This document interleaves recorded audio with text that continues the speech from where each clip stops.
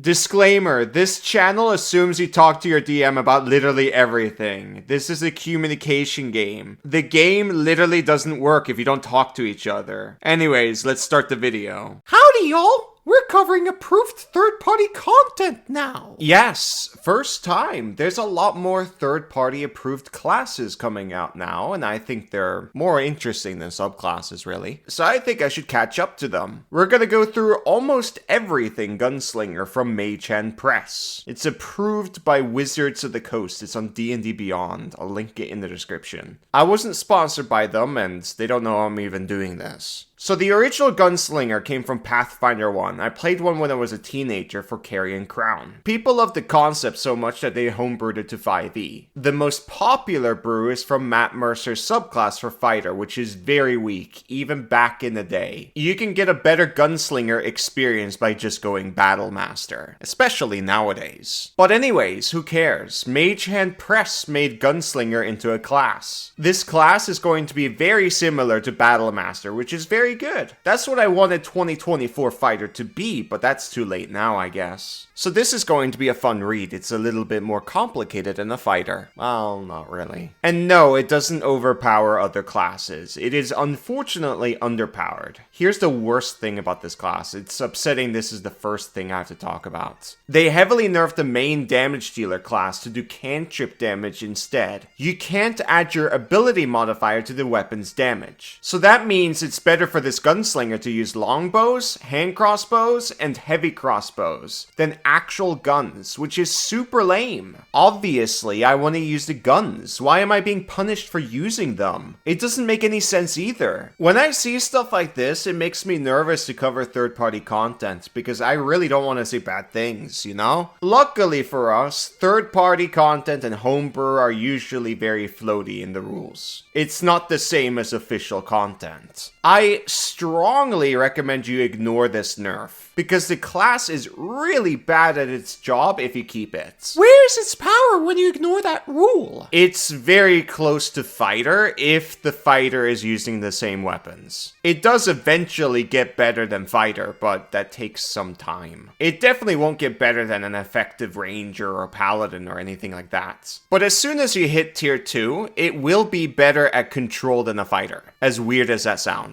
It's really not by very much. And defensively, a Fighter is better than this. Anyways, I'm treating this video as a UA, by the way. I'm not gonna edit that much to save time. We have a lot to go through. So here we go. Welcome to Pack Tactics. Yeehaw! First, we need to talk about guns. You can't talk about Gunslinger without guns. I'm gonna be pretending the nerf doesn't exist, because I want to say good things about this class and not call everything bad first of all. I think it's ridiculous. They're guns. They should be better than Toll the Dead, Eldritch Blast with Agonizing or Repelling Blast, or a heavy crossbow, you know? Are you kidding me? And second of all, there are new weapon properties and even weapon masteries. Recoil is a new property, which makes it so once you attack, you can't make more attacks beyond the weapon's normal range until the end of your turn. Sharpshooter doesn't bypass this. That's another nerf. Now, to be fair, this nerf makes more sense, but it's so annoying and unnecessary. Honestly, I thought the price tags for these guns was punishment enough. Like, guys, think about it a little bit. The guns are like 50 times more expensive than the normal ranged weapons, and they're weaker than the normal ranged weapons. You see that Magnum right there? How many scrolls can I buy with that kind of money? I can almost buy half plate with that kind of money. Now, don't get me wrong, I do think guns should be expensive because, well, they're rarer, but they should be worth the cost, you know? They shouldn't be weaker than a normal ranged weapon. Recoil would make sense if they were really powerful, but they're not. You don't even need to do a proper DPR calculation to find that out. I know I said I would ignore this, but like, I ended up in a fight on the internet. The thing is, if you do a simple DPR calculation of, let's say, a heavy crossbow versus a magnum, both gunslingers have 18 dexterity. That gunslinger with the heavy crossbow is not only doing a little bit more damage, but they have greater range with no recoil. And it didn't cost them 600 gold. Okay, now I'm actually gonna ignore it, and I'm also gonna ignore recoil. I think you guys understand my frustration. These are guns. They should be worth my money. They should be mechanically powerful. Anyways, we gotta move on. As for masteries, there are 4 new ones, and I think these are kinda cool. There's one that I absolutely love. I wish it was in the base game. We got automatic, explode, scatter, and sighted. Automatic lets you make 2 attacks when you make an attack. These attacks are always made with disadvantage regardless of the circumstances, unfortunately. So expect your chance to hit to be like 42 to 36% on average, which is pretty bad. But if you have disadvantage no matter what, like the poison condition or something, then spray and pray is useful. Explosive replaces one of your attacks, causing a 5-foot sphere explosion within the weapon's normal range. Enemies have to make a dex save. On a fail, they take the weapon's damage. Half damage on a success. It's a small explosion. I expect you'll get like 2 creatures on average. But it does half damage, which does majority of the work in damage. I made a video about the math. If you have a weapon that has explosive, I recommend you use the explode every time. I would brew in the damage modifier though. Scatter makes it so you don't have disadvantage when you fire in melee. It's straightforward. It's sadly not a cone. And sighted is the best one out of the bunch. Attacking at long range doesn't impose disadvantage, and you can re-roll any damage dice. This is insanely good because 2024 marshals are feet starved, and getting that sharpshooter is so much harder now that it's gated behind level 4. It's brutal. Now sure, this isn't exactly sharpshooter where you ignore 2 types of cover, but a massive range without disadvantage is very good. And the bonus here is nice as well. We're talking about a 1 DPR increase on average here. There will be moments in the game where you have to snipe.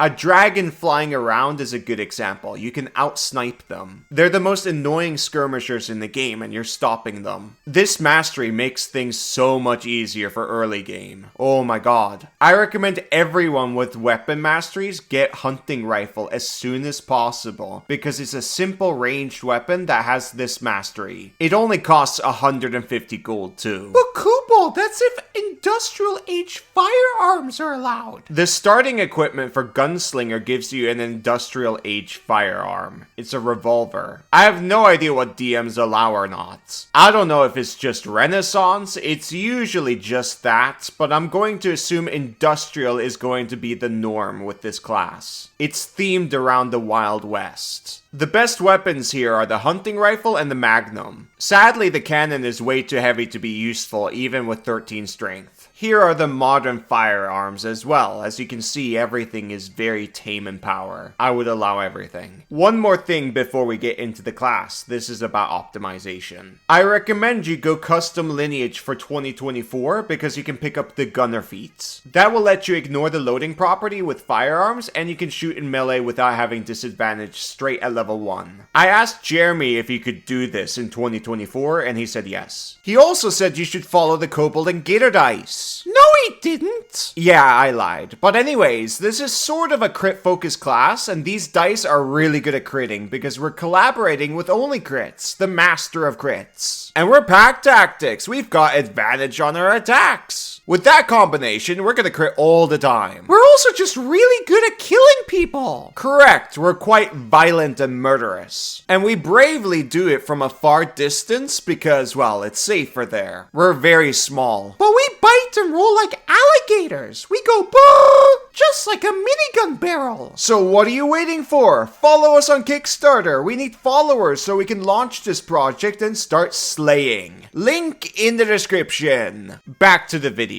The Gunslinger's primary ability is dexterity. If you go for the half-caster subclass, which is called Spellslinger, your secondary ability is intelligence for your spells. Gunslinger has D8 hit points. Their save proficiency is dexterity and charisma. Skills, you pick 2 of these. Weapon proficiency in martial ranged weapons, and sadly just proficiency in light armor. I was really hoping they would get medium armor because they have D8 hit points. Defensively, this is a copy of a bard, which is pretty bad for a martial. Here is their progression. Risk dice are their battle master maneuvers. It's pretty straightforward. At level 1, you get 3 features. The first feature you get is a unique fighting style that makes all the melee fighting styles work with ranged ranged weapons. Archery is still the best one because +2 attack. Quick Draw gives you advantage on initiative, and you can double draw or stow weapons. That makes juggling easier. I'm not going to talk about juggling here because then I have to show my hands. This does work with melee weapons too, by the way. The advantage on initiative is amazing, but I wouldn't say this is a good level 1 dip because you don't get good save proficiencies or armor. I said this before and I'm going to say it again, like the Gunslinger defenses are so bad. This is like playing a bard without spells. And if you play as written with that silly nerf, you're basically playing a reflavored bard doing cantrip damage. Your cantrip damage is technically a little bit stronger than a normal bard, and you have an advantage on initiative, but the advantage on initiative is only good if you have Nova or you're just generally powerful. Right now you just have archery and weapon masteries. You get to pick 2, and you max out at 4 eventually. Slow, Nick, Sighted, and Vex are probably going to be your common picks. At level 2, you get critical shots. You can now crit on a 19, which is 10% of the time. With advantage, it's 19%. With a revolver, this adds a 0.7 DPR increase per shot, so like,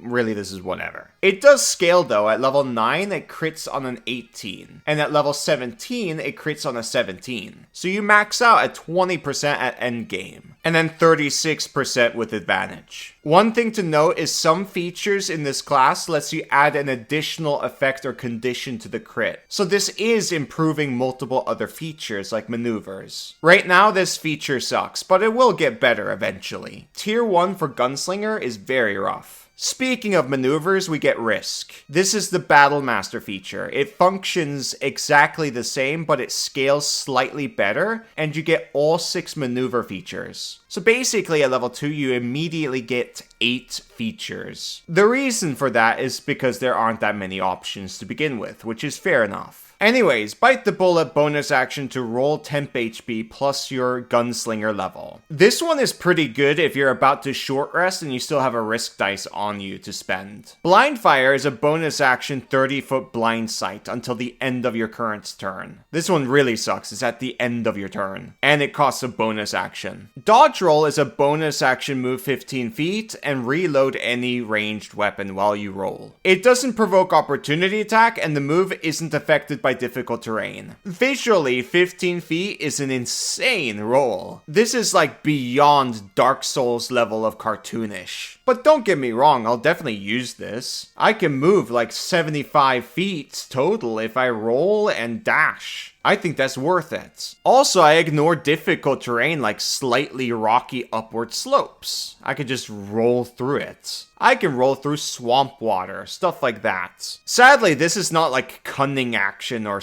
whatever the hell monk gets, but I'll definitely use it from time to time. It's part of my natural progression. Grazing Shot is for when you miss, you can deal damage anyways, equal to the die roll plus your dex mod, which is pretty good. But sadly, you can only use this once per turn, which is really upsetting. I can't blow everything in 2 rounds when single target damage is needed right now. I do like this feature, but like, come on, let me blow my resources. The punishment for that should be I blew my resources too quickly, and I might not have anything for the next fight. Why are you forcing me to conserve? I don't understand. I'm a main damage dealer. Let me do my job. Damage is needed right now. Next is Maverick Spirits. It's defense against intelligence, wisdom, and charisma checks and saves when you fail, which will become more important at late game. Lots of enemies will try to shut you down, and these are really nasty saves. Skin of Your Teeth is your shield spell against 1 attack roll as a reaction. You have to, of course, roll the AC bonus. That's all the maneuvers, and you get all of them. And then at level 3, you get your subclass, which we'll talk about later. So past this point, every time you get a subclass feature, your risk dice scales up, besides level 18. Their feat progression is basically the same as everybody else, which really sucks for them. There are 3 new feats in this book, and one of them is really good for any class, really. If you're interested in knowing what they are, just buy the book and read it yourself. We got so much to cover here, we gotta focus on Gunslinger. You get extra attack at level 5 as expected, and you get gut shots. When you crit against a large or smaller creature with a ranged weapon attack, that creature has its speed halved and has disadvantage on attack rolls for 1 minute, or until the target replaces one of its attacks to dislodge the projectile. Do note that this will stack with slow mastery and of course difficult terrain, which makes this insanely good.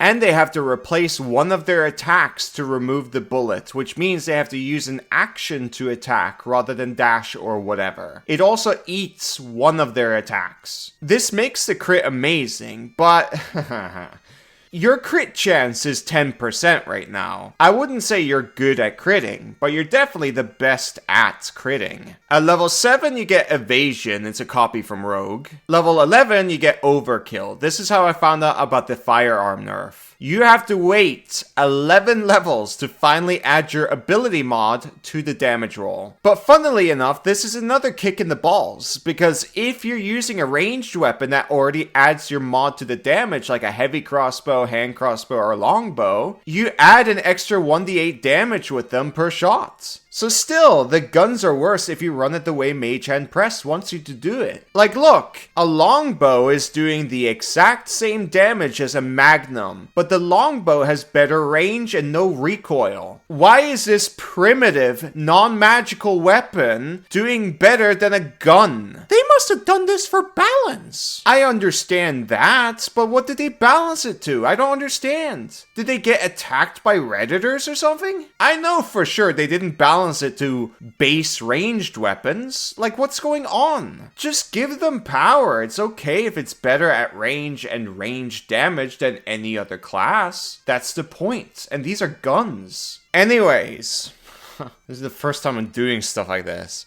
I'm gonna ignore all of this and just keep the 1d8 extra damage per hit. I'm your DM for this video. I want you to do damage to me, and I want to say good things. Okay, so let's start over. This feature is okay. It's not an extra attack, but it's something that's needed right now. It's an easy 9 DPR increase. I did some quick napkin math with hand crossbow versus the Magnum, and the Magnum pulls ahead. I didn't account for archery or Great Weapon Master though, I kind of forgot about them. But the point is, it's good. The gun should be better than the toy hand crossbow in 2024. Stupid hand crossbow. Get out of here. Level 13, Cheat Death. It's a short rest death ward and you get your HP back equal to your Gunslinger level. Super good death ward. It's incredibly easy to get back to. Level 15, Dire Gambit. When you roll initiative or crits with an attack, you regain 1 risk dice. This is extremely late, but I will absolutely take it. I wish I got this at like level 5 or something, and then move Gut Shots to level 2. That would make it a lot closer to Fighter. Level 18, risk dice scale up and you get an additional bonus action that only works on maneuvers. Practically, this will only help you dodge roll more, unless you're playing a high roller. With high roller, you can actually get more damage out of this. If you're not playing a high roller, then this sucks. You still can't spam grazing shots, which really annoys me. But speaking of grazing shots, having grazing shot at will would be awesome here. It will kind of be like how shock works in Worlds Without Number. You'll be really good at damage. Capstone. This capstone's really cool. When you crit with a ranged weapon, you can deal headshot to them. And if they have less than 100 hit points, they die automatically. Otherwise, it deals an extra 10d10 damage. You sadly only get 1 and it's a short rest resource. Or you can spend 3 risk dice to get it back, which is a bummer. You only have 6, so that's half your pool. Now, sure, you know, this is like a 9th level spell. I really should not be complaining here. Like, the really good news is the headshot happens 20% of the time. And with advantage, it's 36%. If you play Deadeye, you're really good at getting that advantage, and their capstone increases their crit chance to 94% on average. If you have archery. That's amazing. you're the best at ranged Nova. Also keep in mind, and this applies to everybody, if someone manages to paralyze an enemy, if you go up to them in melee and shoot them, then you automatically get headshots. Amazing capstone. That was the base class. I did enjoy it, and I will absolutely allow this. But I really wish this had more oomph and medium armor proficiency, and it would be more fun if it didn't hold me back on the grazing shots. Now let's move on to subclasses. There's 5 of them, starting with Deadeye. It's the sniper. Welcome to Back Tactics, where we meet the TF2 sniper. They get Eagle Eye, which is precision attack. It's really nice that they have this and graze, so I can blow my resources immediately with these two. The other 3rd level feature is Sharpshooter Stance. It boosts your prone, and standing up costs 5 feet of movement now. Both of these are fantastic. Ranged attacks against you have disadvantage while you're prone. You need to be a little bit careful though. If a melee enemy gets to you while you're prone, they have advantage on their attacks. And your AC and HP really sucks, so you're gonna get destroyed. Level 6, you get Concealed Position. You get Camouflage. You can hide even if you aren't heavily obscured or behind 3/4 cover or total cover, as long as you're prone. And while hidden, when you miss an attack roll, it doesn't reveal your location, basically meaning you still have your condition. I know that's not game language, but I think that's what the intent is. Funnily enough, this is not that good on a Gunslinger because you already have advantage on initiative anyways, no matter what. But, well, you know, advantage on attacks is something. But what we really want is our team to be good at stealth, so everyone gets advantage on initiative while the enemies have disadvantage. This is not going to accomplish that, you know? If they straight up just gave me pass without trace, I'd be like, oh my god. Anyways, level 10, reposition. When a creature misses you with an attack, you can take a reaction to end the prone condition and move up to half your speed. This can be useful for getting into full cover so you don't get focus fired or bombarded with multi-attack. But I need a reaction or a free action that lets me immediately stand up from prone anytime I want. Because if I get caught in melee, I am so screwed. They're gonna have advantage and the chances of them missing is very low. And this reaction only triggers when the creature misses. Oh well, it's still good though. Level 14, Focused Shots. When you attack, you only make one attack with advantage, and if you hit, it's a crit. This happens like 94% of the time if you have the archery feature. So yeah, you're gonna crit all the time, and that gut shot feature will activate all the time. So you're gonna be super annoying. Also keep in mind, Dire Gambit is gonna trigger all the time, so you're always gonna get risk dice back, which means more headshots, gut shots, and grazing shots. If you're gonna play Gunslinger straight, Deadeye is such an obvious pick for tier 3 and 4 play. This is a 10 out of 10 capstone for a subclass. It's incredible. Next is High Roller. Let's go gambling! Poker Face, proficiency in gaming set, and one of the following skills, whatever. Liar's Dice, when you roll damage with a ranged weapon, you can expend 1 risk dice as a bonus action and hide the roll. You declare a number and the DM has the option to call your bluff. This has different consequences based on whether you lied or not. If the DM calls your bluff and you lied, then the damage is halved. If the DM calls your bluff and you told the truth, then the damage is doubled. If the DM doesn't call your bluff, then you use the total damage you declared, even if it's a different roll. This is a cool mechanic for like a one-shot, but I don't know if it will get annoying after a while. I know I'm being a Debbie Downer about this, but this is pretty good. This feature is why you pick this subclass. And if I had this, I will definitely use it all the time. This is one of the funnest mechanics for Gunslinger. If you want unique mechanics, you pick this. This isn't really for me, but I do absolutely think you should play this. Level 6, Risky Business. Once per turn, when you make an attack roll and you don't have disadvantage, you can give yourself disadvantage, and if you do, you get 1 risk dice back. This is amazing because you can immediately spend it on grazing shot if you miss. So you're always going to do damage with that disadvantage shot. And if you have advantage and disadvantage cancel each other out, so it will just become a straight roll. I see myself using this all the time. It's just annoying that grazing shot is once per turn though. Level 10, Risk Taker. You get a free version of Marek Spirit and Skin of Your Teeth. It's these two maneuvers here, but you have to use a d6 instead of a risk dice. This is incredibly good defense, so I'll gladly take this. Level 14, double or nothing. When you crit, you can gamble for an even higher result.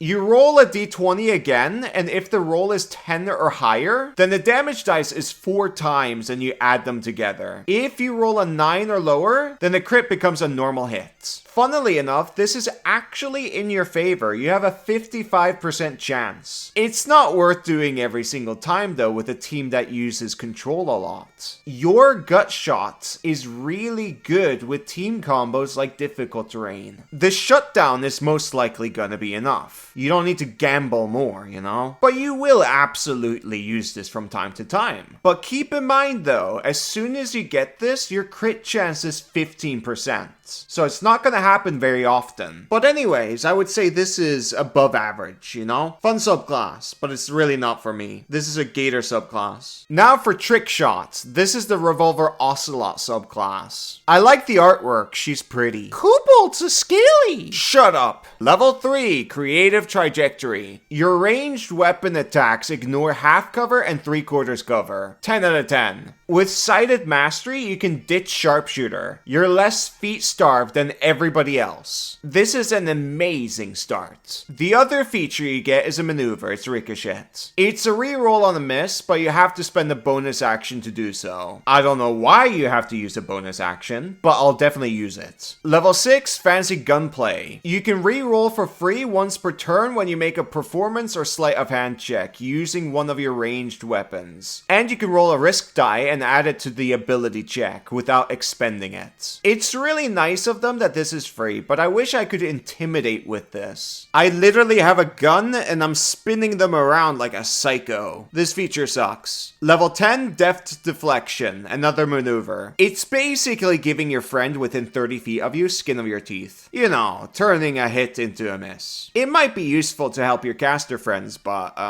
Level 14, Pinball Shots. Once on each of your turns when you hit a creature with a ranged weapon attack, you can deflect the projectile to additional targets within 30 feet. You make an attack roll there too, and if you hit, it goes to the next target and then the next target. You can only bounce the projectile 5 times, and you can't bounce it off the same creature over and over again. It's a short rest resource, or you can expend 2 risk dice to get it back. This is fun, but it's not powerful enough. You're making an attack roll for each person. It's not like you're throwing a fireball and everybody makes a save. It doesn't even do half damage. This could be like a great 6th level feature in the base class, because Gunslinger has 0 AoEs, and this is an AoE. Bummer. I love features like this for marshals, but this is way too weak. Why is this a capstone? If I can only use this once per short rest, at least make it as strong as Steel Wind Strike. Come on, I'm level 14. Give me something powerful. Trick Shot started so well, I was so excited, but it just didn't get enough power. Oh well, now it's time to put on a white hat.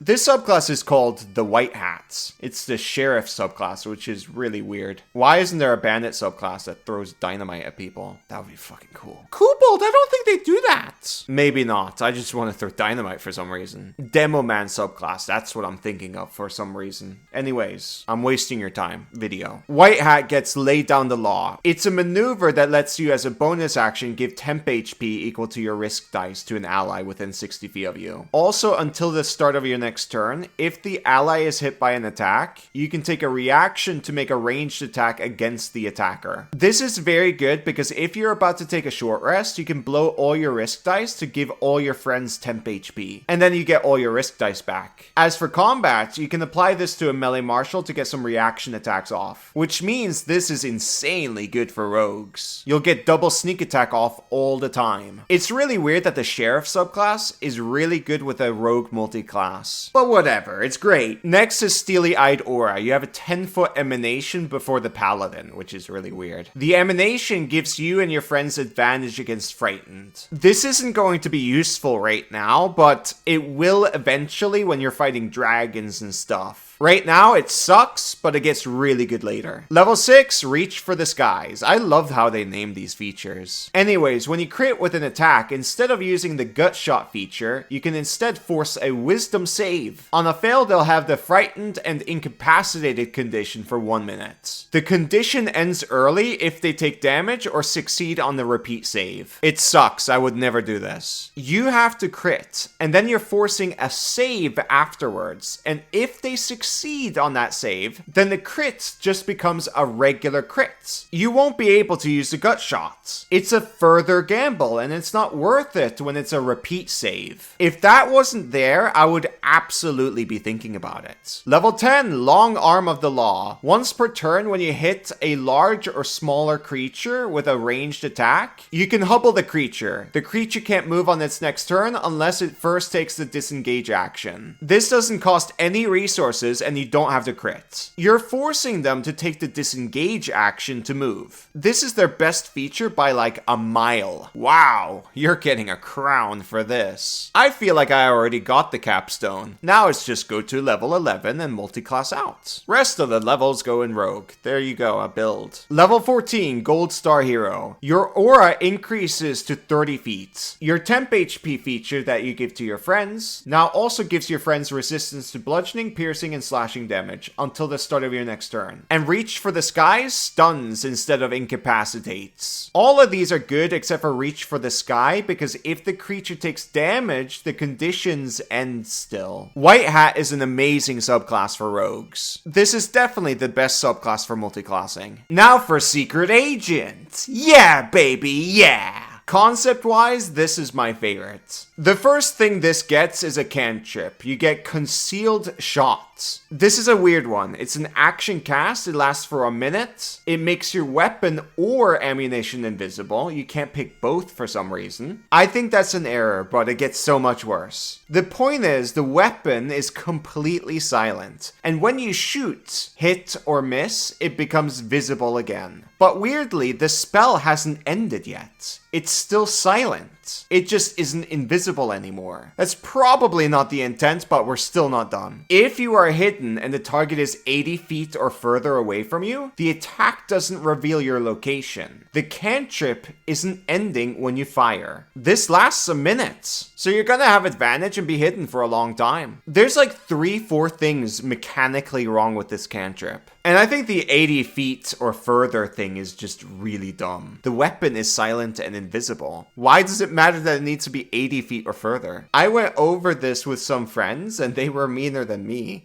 They told me mechanically nothing here works. And the reason for that is because it doesn't actually say you stay hidden. And I think that's valid. Like, I totally understand where they're coming from. But anyways, talk to your DM. I have no idea how this spell works. I'm just a kobold who makes content on YouTube. What do you want from me? Do you want a hug? Well, anyways. You also get proficiencies in Disguise Kit and Thieves' Tools, and 2 proficiencies of your choice of Deception, Investigation, Persuasion, Sleight of Hand, or Stealth. I would pick Stealth and Deception. Next is Parting Shots. It's a maneuver. Kobold! He looks like a scaly version of Agent 47! He gets an Agent 47 feature too. We'll get to that eventually. The maneuver lets you make a ranged attack as a bonus action, and you expend and add your risk dice to the damage if you use an action to dash, disengage, or dodge. It's not very good. You can't even use extra attack with this. Fieldcraft is the funny Agent 47 feature. You can quickly create a costume and put it on as a bonus action. That's 6 seconds. Speedrun record. It does give you a mechanical benefit. You get advantage on any ability check you make to impersonate the person or type of person it represents. So keep that in mind. And on top of that, your deception and persuasion are treated as a 10 if you roll a 9 or lower. You're actually good at being an agent without disguise self, surprisingly. I don't think you'll be able to fool guards in combat or anything like that. But with a very fun DM, you might be able to do something interesting. Sadly, it's not a very good feature. Level 10, Exit Strategy. When you take damage, you can take a reaction to give yourself the invisible condition until the start of your next turn, and you move up to 10 feet. It's a once per short rest feature, and you can restore a use by expending a risk die. I really wish I had more uses. I don't really have enough power. Level 14, License to Kill. When you deal damage with a ranged weapon, you can expend 1 or 2 risk dice and add them to the damage roll. If you roll the highest number on the risk die. You can roll the die again and add it to the damage without expending it. You can keep on doing this if you get the highest number. The max amount of risk dice you can add to the damage equals your proficiency bonus. This is very fun, explosive dice. I really wish this came earlier. 14 levels is a brutal wait for this feature. This is the weakest subclass, unfortunately. And finally, we're at the last subclass, Spellslinger. It's an intelligence-based caster that has the wizard spell list, and its spell progression is the same as an Eldritch Knight. The only difference, though, is the spell focus can be a ranged weapon, which is really easy. Bang! You're dead! That's the other feature you get. You get finger guns, and you can expend 1 risk dice as a bonus action and add it to the damage. Bards, sorcerers, and wizards also get this cantrip. It's very good on them because you also get the slow mastery property when you cast it. It has good range, it uses your spellcasting ability for attack, and it does 2d6 force damage. The damage doesn't scale though, the range does. So this does fall off eventually. This cantrip sucks on a gunslinger though, because they already have a gun. At level 6 you get spell shot. It functions exactly the same as blade singer. One of your attacks can be true strike for more damage. True strike works with ranged attacks now. It's very good. Level 10, counter mage. You get 3 features here. Abjuration breaker makes it so when you make a ranged attack, it will ignore spell buffs, magic items, and I'm not really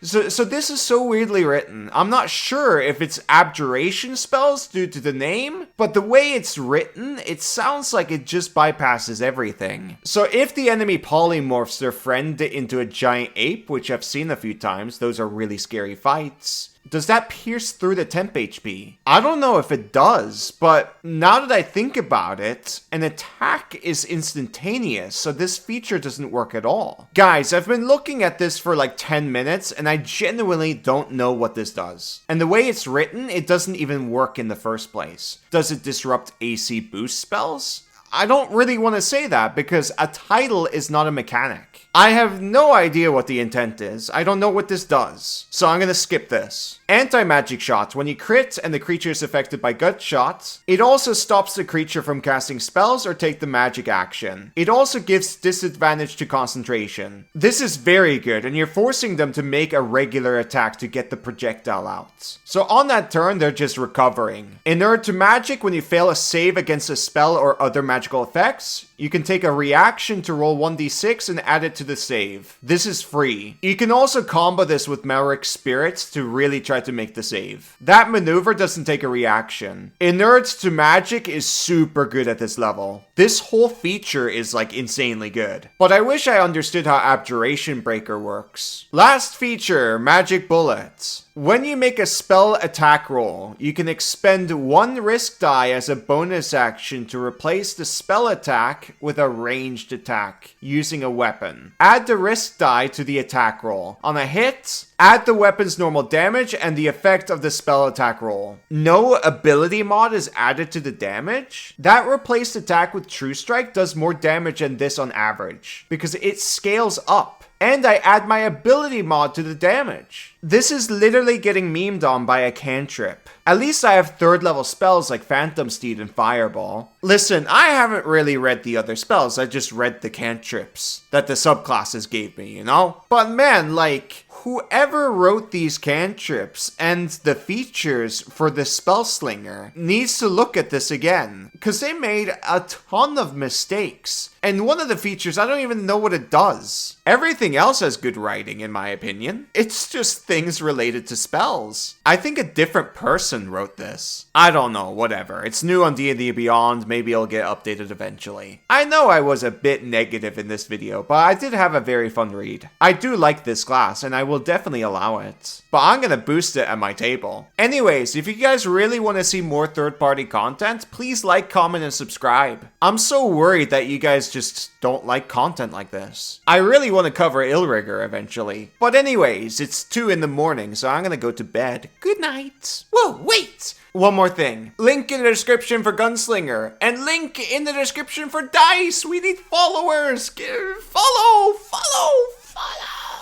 Bye-bye!